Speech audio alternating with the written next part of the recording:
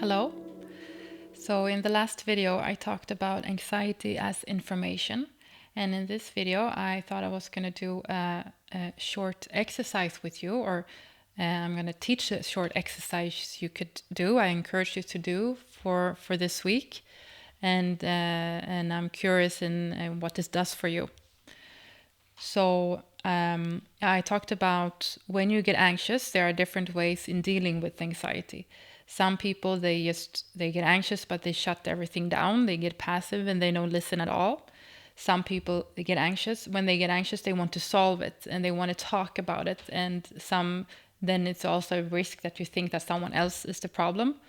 And some people, when they get anxious, they start to engage in different escapism behaviors. So they take drugs or alcohol, or they start to shop, or scroll Instagram, or whatever, insert whatever behavior that you can do in order to not feel your anxiety. So in general, we can look at those three ways of dealing with anxiety. And this is so as I talked about in the other video, these ways of dealing with anxiety does not give you the power to actually, get wiser by listening to your anxiety, because your anxiety comes with precious information. So how do you get access to this precious information? So in the video, I talked about the capacity to have patience, to sit with anxiety, to listen, to be patient, to not shut down, to not act, to not escape. So let's just talk a bit more about how you actually can do that, how you can practice that. So it's actually very simple, but it's also very hard, because it goes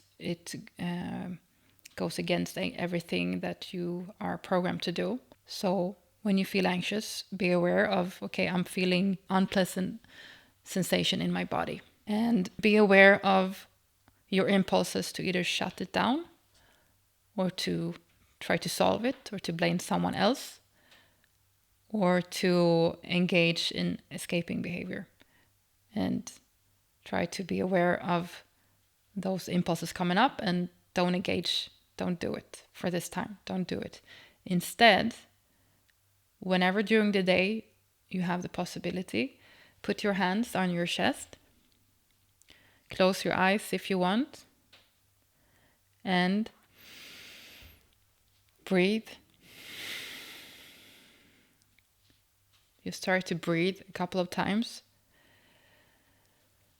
and just try to wind everything down, and try to then create that space for you where you have the image of the anxiety is a child, and the anxiety is trying to tell you something or show you something. And the first thing you need to do is to sit with the child. And you need to start to open your eyes and your ears and all of your senses, actually.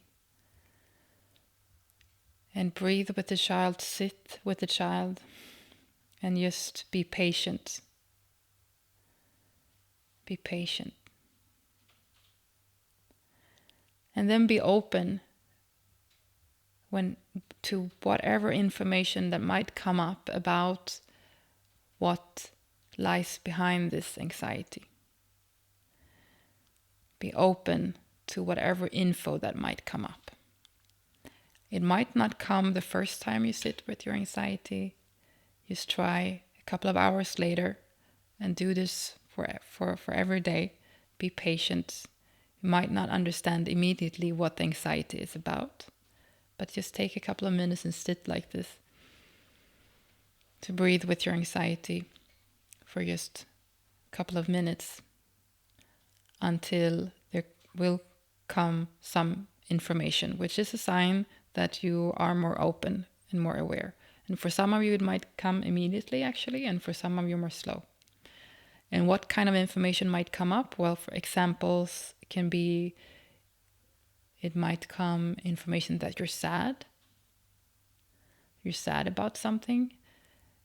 And what you do with a child that's sad, well, you don't solve the problems immediately. You don't run away or you don't get angry. You sit with the child and you comfort it and you listen. And eventually the child tells you what it's sad about. And maybe it's just a small thing, or it's just a bigger thing, but you stay.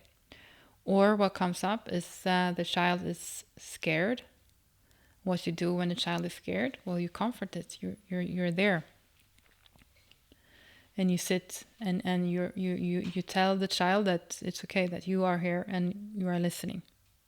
And maybe the child tells, "Well, I'm scared of this person." Okay, why? Why are you scared of this other person? And then the child tells you, "Well, I don't feel like she's nice toward me. He doesn't want me well." Okay, so that's good information. And then you talk with the child about it and you think about, okay, is it true that this person is not wanting good for the child? And again, what is the child? Well, it's a representation of your anxiety. So now we're talking about your anxiety. So if what is behind your anxiety is fear of a person, then that's very good info. Then you listen.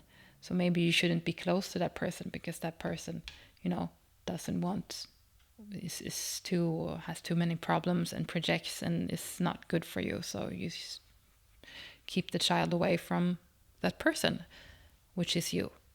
So that's anxiety as information. Or what might come up with this exercise is you're angry. Okay, so the child says, I'm very angry. Okay, so why are you angry? Well, you're not listening to me. And no one is listening to me. I'm so angry. Okay, so what do you do as a parent? Well, obviously, you don't start explaining and defending yourself. No, you start to listen. You sit there, okay, I will listen now. I see that you're angry and I haven't listened. You're right. But I'm here now. And then you sit and you allow the child to be angry. Or you allow yourself to have that feeling of anger. But what you don't do is that you expect someone else to listen before you have listened. You don't skip the step of you being the one who listened to your anger first by skipping it and expecting someone else to listen to you before you have. Because again, what I said in the other video, when you start to listen to your anger or your anxiety, then the anger will actually lessen when someone else is not listening to you. It won't be as anxious and full of expectations, that anger. That anger will be more calm and clear, and I notice you're not listening to what I'm saying, so I'm leaving, right? But someone who hasn't listened to their anger and it's full of anxiety will say, you're not listening to me and this is why, and I want you to listen, blah, blah, blah, blah. Stay and argue. But someone who is listening to their own anger, they will use the anger in a totally different way. They will leave the situation.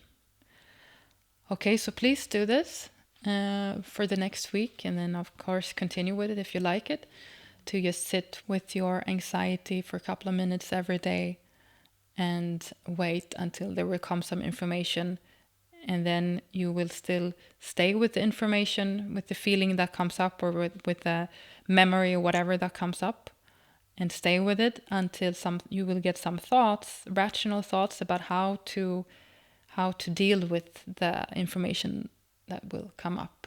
Are you supposed to stay? Are you supposed to act? And again, only act if you've stayed first. Action always comes after being present first and staying. Okay, so please try this exercise and then let me know in the comment section how it worked for you. It would be interesting to know if this gave you some information and if it helped you. Okay, good luck and thank you for this time.